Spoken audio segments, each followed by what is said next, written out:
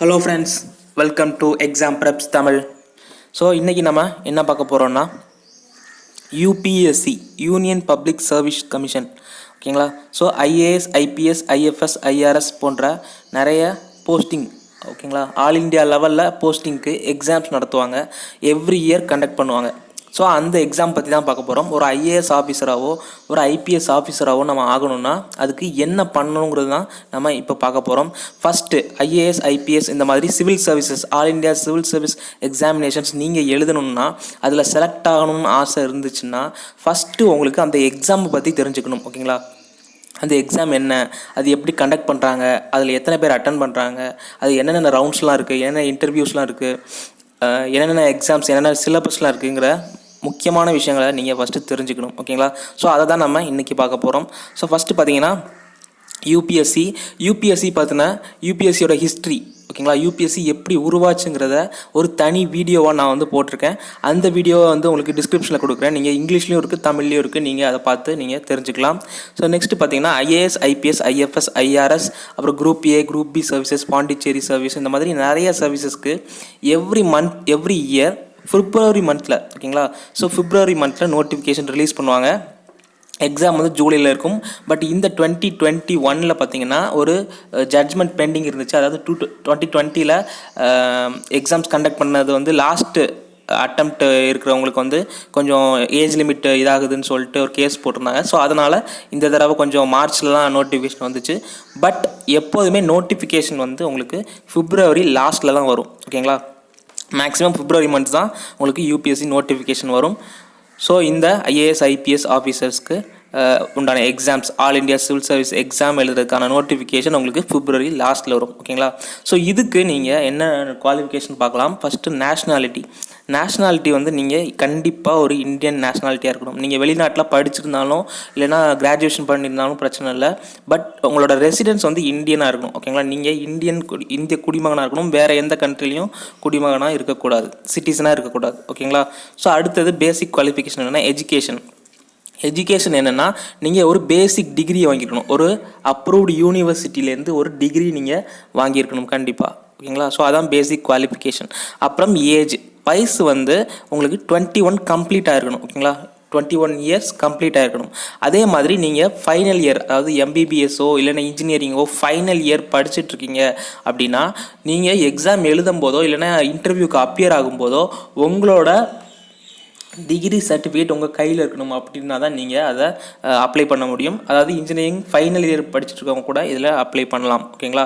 Provided உங்களோட course complete சர்டிஃபிகேட்டோ உங்களோட degree சர்டிஃபிகேட்டோ உங்களுக்கு கிடைக்கிற அந்த எக்ஸாம் டேட்டில் உங்களுக்கு கண்டிப்பாக கையில் இருக்கணும், ஓகேங்களா. ஸோ நெக்ஸ்ட்டு பார்த்தீங்கன்னா number of attempts. So number of அட்டம்ப்ட்ஸுங்கிறது எத்தனை ஏஜ் லிமிட் இருக்குது. 21லேருந்து நீங்கள் எக்ஸாம் எழுத ஸ்டார்ட் பண்ணிடலாம். 21 கம்ப்ளீட் ஆனதுலேருந்து அதுலேருந்து எத்தனை அட்டம்ப்ட்ஸுங்கிறத நான் சொல்கிறேன். ஸோ அது பார்த்தீங்கன்னா கேட்டகரி வைஸ் இருக்குது. அதாவது ரிசர்வேஷன் படி கேட்டகரி வைஸ் நம்மளுக்கு இருக்குது, ஓகேங்களா. ஸோ அதுதான் இப்போ நம்ம பார்க்க போகிறோம். அதுக்கு பார்த்தீங்கன்னா ஜெனரல் கேட்டகரினா ஓசி, ஓப்பன் காம்படிஷனில் மேக்ஸிமம் ஏஜ் லிமிட் வந்து 32, ஓகேங்களா. 32 ஏஜ் லிமிட். அதில் வந்து 6 அட்டம்ப்ட்ஸ் வந்து நீங்கள் பண்ணிக்கலாம், ஓகேங்களா. 6 அட்டம்ப்ட் நீங்கள் பண்ணி எழுதிக்கலாம். மேக்ஸிமம் ஏஜ் வந்து 32. அதுக்கப்புறம் ஓபிசி, ஓகேங்களா, அதர் பேக்வேர்ட் கேஸ்ட். இவங்களுக்கு வந்து 35 வந்து ஏஜ் லிமிட். 7 அட்டம்ப்ட்ஸ் வந்து பண்ணிக்கலாம், ஓகேங்களா. நெக்ஸ்ட்டு வந்து எஸ்சி அண்ட் எஸ்டி, ஓகேங்களா, schedule caste and schedule tribe. இவங்களுக்கு வந்து 37 ஏஜ் வரைக்கும், அதாவது 21லேருந்து 37 ஏஜ் வரைக்கும் இவங்க எக்ஸாம் எழுதிக்கலாம். உங்களுக்கு ஆப்ஷன்ஸ் வந்து அன்லிமிட்டெட், ஓகேங்களா. அன்லிமிட்டடாக இவங்க எத்தனை அட்டம்ப்ட்ஸ் வேணால் கொடுத்துக்கலாம்.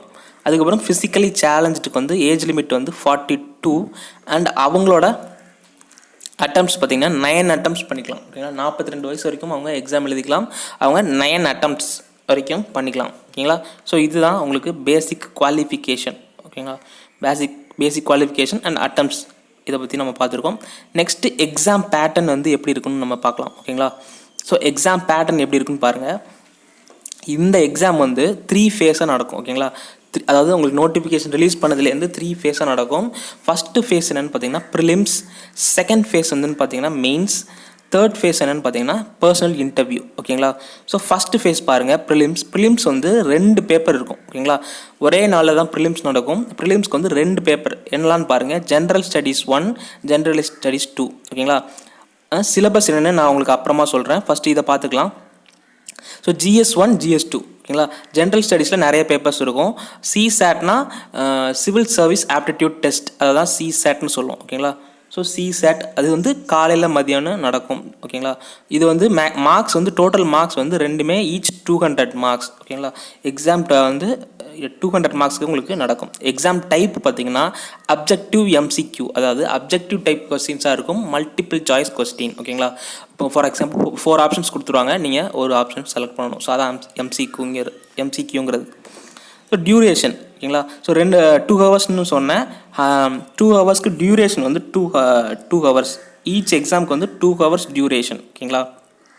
ஸோ மார்னிங் என்ன நடக்கும்னா GS1 நடக்கும், ஜென்ரல் ஸ்டடீஸ் 1 வந்து நடக்கும். அதில் வந்து 100 கொஸ்டின் கேட்டிருப்பாங்க. ஈச் கொஸ்டின் கேரிஸ் 2 மார்க்ஸ் ஓகேங்களா. ஸோ 200 மார்க்ஸ் ஓகேங்களா. ஸோ இதில் என்னென்னா 200 மார்க்ஸில் நெகட்டிவ் மார்க்கிங்ஸ் உண்டு. ஃபார் எக்ஸாம்பிள் நீங்கள் கொடுக்குற ஒவ்வொரு தப்பான ராங் ஆன்சர்ஸ்க்கும் -0.66 மார்க்ஸ் வந்து உங்களுக்கு ரெடியூஸ் ஆகும் ஓகேங்களா. அதாவது 3/1 3ல் 1 பங்கு ஓகேங்களா. ஸோ மார்க்ஸ் வந்து ரெடியூஸ் ஆகும், உங்களுக்கு 0.66 மார்க்ஸ் வந்து உங்களுக்கு ரெடியூஸ் ஆகும் நெகட்டிவ் மார்க்கிங். அதே மாதிரி நீங்கள் அன்ஆன்சர்ட் கொஸ்டின்ஸ்க்கு மார்க் டிடெக்ஷன் கிடையாது ஓகேங்களா. உங்களுக்கு நெகட்டிவ் மார்க் கிடையாது. ஃபார் எக்ஸாம்பிள் எனக்கு வந்து ஒரு கொஸ்டின் தெரியல, நான் லீவ் பண்ணுறேன், அப்படியே விட்டுட்டிங்கன்னா அதுக்கு உங்களுக்கு நெகட்டிவ் மார்க்ஸ் கிடையாது, அது வந்து 0 மார்க் தான். ஸோ நெகட்டிவ் மார்க்ஸ் அதுக்கு கிடையாது. நெக்ஸ்ட்டு பார்த்தீங்கன்னா CSAT ஓகேங்களா. CSAT வந்து ஒரு குவாலிஃபையிங் பேப்பர் மாதிரி. அது என்ன நான் சொல்கிறேன், அது வந்து 80 கொஸ்டின்ஸ் இருக்கும். ஒரு கொஸ்டினுக்கு 2.5 மார்க்ஸ். So 200 marks. இதுலேயும் மைனஸ் மார்க்ஸ் இருக்குது, நெகட்டிவ் மார்க்ஸ் இருக்குது. -0.83 மார்க்ஸ் ஓகேங்களா. மைனஸ் மார்க்ஸ் வந்து 0.83 மார்க்ஸ் வந்து டிடெக்ட் பண்ணுவாங்க ராங் ஆன்சர்ஸ்க்கு ஓகேங்களா. ஸோ இதில் என்னன்னா இப்போது நீங்கள் CSATல குவாலிஃபையிங் மார்க்ஸ்னு ஒன்று இருக்குது ஓகேங்களா. இந்த ரெண்டு எக்ஸாமே இங்கிலீஷ் அண்ட் ஹிந்தியில் மட்டும்தான் எழுத முடியும், மற்ற லாங்குவேஜஸில் எழுத முடியாது ஓகேங்களா. ப்ரிலிம்ஸ் வந்து இங்கிலீஷ் அண்ட் ஹிந்தியில் மட்டும்தான் எழுத முடியும், வேறு எந்த லாங்குவேஜ்லையும் நீங்கள் எழுத முடியாது ஓகேங்களா. ஸோ இது வந்து குவாலிஃபையிங் ப்ரிலிம்ஸே ஆக்சுவலாக குவாலிஃபையிங் பேப்பர் தான். அதாவது உங்களுக்கு வந்து ஃபில்ட்ரு பண்ணுற ஒரு எக்ஸாம் தான் வந்து ப்ரிலிம்ஸ் ஓகேங்களா. ஸோ இதில் CSATல 33% எடுத்திங்கன்னா மட்டும்தான் உங்களுக்கு GS1 பேப்பரை உங்களுக்கு கரெக்ட் பண்ணுவாங்க ஓகேங்களா. ஃபார் எக்ஸாம்பிள் நீங்கள் வந்து இதில் 33% மேலே எடுத்திங்கன்னா மட்டும்தான் உங்களோட GS1 பேப்பரை உங்களுக்கு எவாலுவேட் பண்ணுவாங்க. ஸோ அதில் நீங்கள் எவ்வளோ மார்க் வாங்குறீங்களோ அதுதான் உங்களோட கட் ஆஃப் ஓகேங்களா. ஸோ கட் ஆஃப் வந்து ஒவ்வொரு இயரும் வந்து டிஃப்ரென்ஷியேட் ஆகும். ஸோ அதை பற்றி அது வந்து ஒவ்வொரு இயரும் வந்து டிஃப்ரென்ஷியேட் ஆகும். அதை வச்சு உங்களுக்கு ரேங்க் லிஸ்ட் ரெடி பண்ணுவாங்க. ஸோ இந்த ப்ரிலிம்ஸோட மார்க்ஸ் வந்து உங்களோட ஃபைனல் குவாலிஃபையிங் மார்க்ஸில் அப்ளை ஆகாது ஓகேங்களா. இது ஜஸ்ட்டு உங்களுக்கு ஃபில்டர் பண்ணுறதுக்காக தான் ஓகேங்களா. ப்ரிலிம்ஸ்ங்கிறது யாரெல்லாம் தகுதியானவங்க அப்படின்னு உங்களுக்கு செலக்ட் பண்ணுறதுக்காக தான் கண்டக்ட் பண்ணுறாங்க. அப்படிங்கிறதுனால ப்ரிலிம்ஸோட மார்க்ஸ் வந்து உங்களுக்கு ஜஸ்ட் குவாலிஃபையிங் மாதிரி தான் இருக்கும். உங்களுக்கு மெயின் எக்ஸாம்ஸில் உங்களோட லாஸ்ட்டு உங்களோட குவாலிஃபையிங் உங்களோட இப்போ ஃபைனல் மார்க்ஸ் நீங்கள் ஸ்கோர் பண்ணுவீங்கல்ல, அதில் இந்த ப்ரிலிம்ஸோட மார்க்ஸை வந்து உங்களுக்கு ஆட் ஆகாது ஓகேங்களா. ஸோ நெக்ஸ்ட் பார்த்தீங்கன்னா மெயின்ஸ் எக்ஸாம் பார்த்தீங்கன்னா டிஸ்கிரிப்டிவ் டைப்பில் உங்களுக்கு கேட்பாங்க. டிஸ்கிரிப்டிவ்னா நீங்கள் எக்ஸ்பிளைன் பண்ணி ஆன்சர் எழுதணும், அதாவது எக்ஸ்பிளைன் பண்ணி நீங்கள் ஆன்சர் எழுதணும் ஓகேங்களா. ஸோ இதில் பார்த்தீங்கன்னா லாங்குவேஜ் 2 பேப்பர் இருக்குது, எஸ்ஏ 1 பேப்பர் இருக்குது, GS 4 பேப்பர் இருக்குது, ஆப்ஷனல் 2 பேப்பர் இருக்குது ஓகேங்களா. இது என்னென்னு நான் டீட்டெயிலாக பின்னாடி சொல்கிறேன். ஃபஸ்ட்டு இது என்னென்னு பார்த்துக்கலாம்.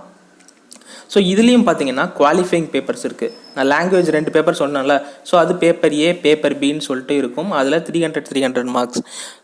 இதில் நீங்கள் 2த்துலேயும் பாஸ் பண்ணிங்கன்னா மட்டும்தான் ஓகேங்களா, குவாலிஃபைங் மார்க்ஸ் வாங்கினீங்கன்னா மட்டும்தான் உங்களோட மெயின்ஸோட மற்ற பேப்பர்ஸை எவாலுவேட் பண்ணுவாங்க. ஸோ இது நீங்கள் குவாலிஃபை ஆகலை, இந்த லாங்குவேஜ் பேப்பர்ஸில் நீங்கள் குவாலிஃபை ஆகலைன்னா உங்களோட மற்ற பேப்பர்ஸை எவாலுவேட்டே பண்ண மாட்டாங்க ஓகேங்களா. ஸோ இதுதான் மெயின்ஸோட ப்ரொசீஜர். ஸோ இதில் நீங்கள் குவாலிஃபை ஆகிட்டிங்கன்னா அதுக்கப்புறம் 7 பேப்பர்ஸ் இருக்குது. அதில் என்னென்னா எஸ்ஏ 1, GS 4, ஆப்ஷனல் 2. ஸோ இது சேர்த்து 7 பேப்பர்ஸ் இருக்குது. Each paper 250 marks. So total 1750 marks, 1750 marks ஓகேங்களா. ஸோ அடுத்தது personal interview 3rd stage. So நீங்கள் மெயின்ஸ்லேயும் செலக்ட் ஆகிட்டிங்கன்னா பர்சனல் இன்டர்வியூ வைப்பாங்க. பர்சனல் இன்டர்வியூவில் 275 மார்க்ஸ். பர்சனல் இன்டர்வியூவில் உங்களுக்கு என்னெல்லாம் செக் பண்ணுவாங்கன்னா உங்களோட மென்டல் எபிலிட்டி ஓகேங்களா. பேலன்ஸ்டு ஜட்ஜ்மெண்ட் ஓகேங்களா. உங்களோட மனநிலை எப்படி இருக்குது, ஒரு விஷயத்தை நீங்கள் எப்படி அணுகுறீங்க ஓகேங்களா. அப்புறம் உங்களோட ப்ரொஃபைல் இருக்கும், உங்களோட ப்ரொஃபைல் நீங்கள் கொடுத்துருப்பீங்க, உங்களோட கேரியர், உங்களோட எஜுகேஷன் குவாலிஃபிகேஷன், உங்களோட ஹாபீஸு, அப்புறம் உங்களோட அச்சீவ்மெண்ட்ஸு, இந்த மாதிரி உங்களோட ப்ரொஃபைல் இருக்கும். அந்த ப்ரொஃபைல்லேருந்து மேக்ஸிமம் கொஸ்டின்ஸ் கேட்பாங்க. அதுக்கப்புறம் பார்த்தீங்கன்னா ஆட்டிடியூட், உங்களோட ஆட்டிடியூட் எப்படி இருக்குது, பேசுகிற விதம் எப்படி இருக்குது, ஒரு விஷயத்தை எப்படி ஹேண்டில் பண்ணுறீங்க, ஸோ உங்களோட கான்ஃபிடன்ஸ் எப்படி இருக்குது. ஸோ இதை வச்சு பர்சனல் இன்டர்வியூ கொஸ்டின்ஸ் நிறைய கேட்பாங்க. ஸோ பர்சனல் இன்டர்வியூ வந்து உங்களுக்கு டெல்லியில் தான் நடக்கும். அது வந்து உங்களுக்கு பேனல், ஒரு 4-5 பேனல் இருப்பாங்க, பேனல் மெம்பர்ஸ் இருப்பாங்க. ஸோ அவங்க தான் உங்களுக்கு வந்து கொஸ்டின் கேட்பாங்க. பேனல் யாராக வேணா இருக்கலாம் ஓகேங்களா. அவங்க யாரை டிசைட் பண்ணுறாங்களோ அவங்க தான் இருக்கும். ஸோ அது பர்சனல் இன்டர்வியூ முடிச்சுட்டு உங்களுக்கு final list, merit list release பண்ணுவாங்க. ஸோ அவங்க தான் உங்களுக்கு வந்து அந்த மார்க் படி, கட் ஆஃப் மார்க் படி ஒவ்வொரு சர்வீஸ் கொடுப்பாங்க. ஐஏஎஸ், ஐபிஎஸ்ங்கிறது உங்களோட கேட்டகரி வைஸ், உங்களோட ரிசர்வேஷன்லேயும் உங்களோட மார்க்ஸ் செக்யூரிட்டி, இது ரெண்டையும் கம்பைன் பண்ணி எப்படிங்கிறத மெரிட் லிஸ்ட்டு வந்து ரிலீஸ் பண்ணுவாங்க ஓகேங்களா. ஸோ நெக்ஸ்ட்டு பார்த்தீங்கன்னா முக்கியமானது சிலபஸ், எக்ஸாம் பேட்டர்னுங்கிறது இவ்வளோ தான். நெக்ஸ்ட்டு சிலபஸ் என்னென்னு பார்க்கலாம் ஓகேங்களா. ஸோ ப்ரிலிம்ஸ் சிலபஸ் பாருங்கள். ஸோ ப்ரிலிம்ஸில் ஃபஸ்ட்டு ப்ரிலிம்ஸ் பேப்பர் 1 சொன்னால GS1 ஓகேங்களா. ஸோ அதில் என்னெல்லாம் இருக்குன்னா, history of India and Indian national movement இருக்கும். அதுக்கப்புறம் India and world geography, physical, social, economic geography of India and the world ஓகேங்களா. அதுக்கப்புறம் Indian polity and governance, political system, panchayat Raj, public policy ஓகேங்களா. அப்புறம் ரைட்ஸ், இஷ்யூஸ் எக்ஸட்ரா அதெல்லாம் இருக்கும். அதுக்கப்புறம் economic and social development, sustainable development, poverty, inclusion, so இந்த மாதிரி விஷயங்கள். So next demographics, social sector initiatives இந்த மாதிரி இருக்கும். அடுத்து general issues and environment, ecology, biodiversity, climate change ஓகேங்களா. ஸோ என்விரான்மெண்ட்டை பற்றினது. அதே மாதிரி சப்ஜெக்ட் ஸ்பெஷலைசேஷன், கொஞ்சம் இம்பார்ட்டண்ட்டான டாபிக்ஸ் இருக்கும். அப்புறம் ஜென்ரல் சயின்ஸ் இருக்கும் ஓகேங்களா. அது போக கரண்ட் அஃபேர்ஸ் கொஞ்சம் இருக்கும் ஓகேங்களா. கரண்ட் அஃபேர்ஸ் டெய்லி நீங்கள் நியூஸ் பேப்பர் ரீட் பண்ணுறது இருக்கும். இதுக்கெல்லாம் முக்கியமானது என்னென்னா, நீங்கள் என்சிஆர்டி புக்ஸ் தான் ரீட் பண்ணணும். அது என்னென்ன என்சிஆர்டினா என்ன, என்சிஆர்டி புக்ஸ் எதுக்காக ரீட் பண்ணணும், என்னென்ன என்சிஆர்டி புக்ஸ்லாம் நீங்கள் ரீட் பண்ணுங்கிறத தனியாக ஒரு வீடியோ போடுவேன்.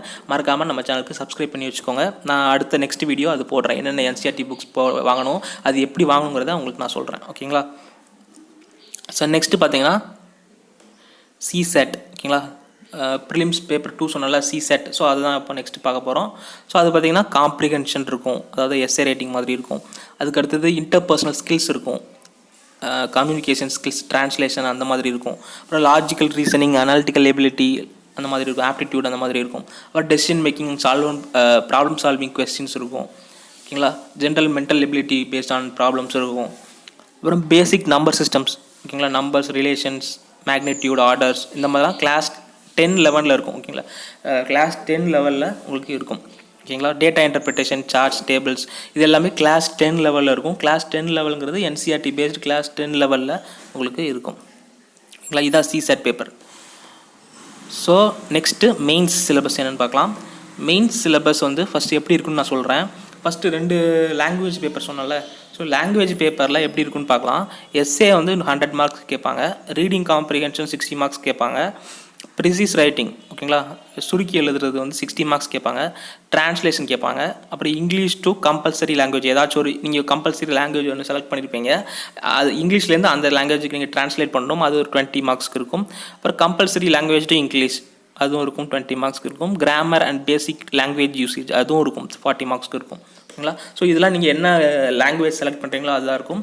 லாங்குவேஜ் வந்து ஒன்று வந்து இங்கிலீஷ் இருக்கும், இன்னொன்று வந்து நம்ம 8th ஸ்கெடியூலில் கொடுத்துருக்க 18 லாங்குவேஜஸ் இருக்குது. இந்தியாவோட அஃபிஷியல் லாங்குவேஜஸ் இருக்குது, 18 லாங்குவேஜஸ் இருக்குது. ஸோ அதுலேருந்து ஒரு லாங்குவேஜ் தான் உங்களுக்கு வந்து கேட்க போகிறாங்க ஓகேங்களா. ஸோ ஹிந்தி, மலையாளம், தமிழ், தெலுங்கு, கன்னடா அந்த மாதிரி ஒரு 18 லாங்குவேஜஸ். ஸோ அதுலேருந்து தான் கேட்க போகிறாங்க. நெக்ஸ்ட்டு பார்த்தீங்கன்னா சப்ஜெக்ட்ஸ் ஒரு 7 பேப்பர் சொல்லியிருந்தால. ஸோ அந்த 7 பேப்பர்ஸ் என்னலான்னு பார்த்துடலாம். அந்த 7 பேப்பர்ஸ் ஃபஸ்ட்டு வந்து எஸ்ஏ 1 ஓகேங்களா. எஸ்ஏ ரைட்டிங் அது என்ன மீடியமில் எழுதணுங்கிறது நம்ம கேண்டிடேட்ஸோட சாய்ஸ் தான், என்ன இதை எழுத போகிறோங்கிறது, என்ன லாங்குவேஜில் எழுத போகிறோங்கிறது. ஸோ நெக்ஸ்ட் பார்த்தீங்கன்னா ஜென்ரல் ஸ்டடீஸ் 1 அதில் என்ன இருக்குன்னு பார்த்தீங்கன்னா Indian heritage, culture, history, geography of the world, society ஓகேங்களா. ஸோ இது எல்லாமே நீங்கள் ப்ரிலிம்ஸ் படித்ததாக தான் இருக்கும், பட் டீட்டெயில்டாக படித்தீங்கன்னா தான் இது மெயின்ஸ் அட்டன் பண்ண முடியும் ஓகேங்களா. ஸோ நெக்ஸ்ட் பார்த்தீங்கன்னா general studies 2 governance, constitution, polity, social justice and international relations. So இந்த மாதிரி டாபிக்ஸ் இருக்கும். அடுத்து பேப்பர் 4 பார்த்தீங்கன்னா technology, economic development, biodiversity, security and disaster management. So இந்த மாதிரி இருக்கும்.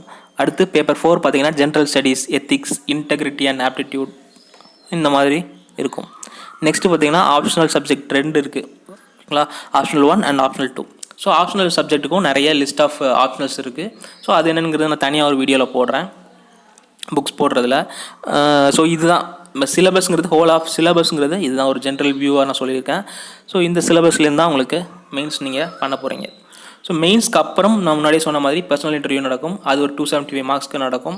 ஸோ அதோட ஸ்கோரையும் மெயின்ஸில் நீங்கள் வாங்கின ஸ்கோரையும், ஓகேங்களா. மெயின்ஸில் இந்த லாங்குவேஜ் பேப்பர் 2க்கு மார்க்ஸ் கிடையாது. அது இல்லாமல் 7 பேப்பர்ஸ் இருக்குது. ஈச் பேப்பருக்கு 250 marks. So 1750 marks plus personal இன்டர்வியூக்கு 275 மார்க்ஸு. ஸோ ரெண்டும் சேர்த்து உங்களுக்கு 2025 மார்க்ஸ், 2025 மார்க்ஸ். ஸோ இதுதான் உங்களோட ஃபைனல் ஸ்கோரு. இதில் யார் கட் ஆஃப் அதிகமாக வாங்குறாங்க அப்படிங்கிறத வச்சு தான் உங்களுக்கு ஃபைனல் லிஸ்ட்டு வந்து ரிலீஸ் பண்ணுவாங்க. ஸோ அந்த ஃபைனல் லிஸ்ட்லேருந்து தான் உங்களுக்கு சர்வீசஸ் வந்து அலாட் பண்ணுவாங்க பேஸ்ட் ஆன் யுவர் கேட்டகரி. ஓகேங்களா. ஸோ இதுதான் ஒரு ஓவர்வியூ. இந்த ஓவர்வியூலேருந்து உங்களுக்கு நீங்கள் ஸ்டார்ட் பண்ணிக்கோங்க. ஃபஸ்ட்டு நம்ம இந்த சர்வீசஸ்க்கு ப்ரிப்பேர் பண்ணுறதுக்கு ஃபஸ்ட்டு இந்த மாதிரி எக்ஸாம் பேட்டர்னை தெரிஞ்சுக்கணும். என்ன எக்ஸாம்ங்கிற பேட்டர்னை நமக்கு தெரிஞ்சுக்கணும். ஸோ அதை நம்ம இப்போ பார்த்துருக்கோம். ஸோ அடுத்தடுத்து நிறைய வீடியோஸ் நம்ம யூபிஎஸ்சி சம்மந்தமாக போட போகிறோம். என்ன புக்ஸு, என்னென்ன படிக்கலாம், என்னென்ன மெயின் புக்ஸு, என்சிஆர்டி புக்ஸ் என்ன, என்சிஆர்டி புக்ஸ் எப்படி டவுன்லோட் பண்ணலாம், மற்ற புக்ஸ் எப்படி வாங்கலாம், ஓகேங்களா. அடுத்தது எல்பிஎஸ் என்ன. ஸோ இதெல்லாம் நம்ம பார்க்க போகிறோம். அதுக்கு மறக்காமல் நம்ம சேனலை தொடர்ந்து சப்ஸ்கிரைப் பண்ணி சப்போர்ட் பண்ணுங்கள். பக்கத்தில் இருக்க பெல் ஐக்கானையும் ப்ரெஸ் பண்ணிக்கோங்க. உங்கள் ஃப்ரெண்ட்ஸ் கூட ஷேர் பண்ணுங்கள். ஓகேங்களா. தேங்க்ஸ் ஃபார் வாட்சிங்.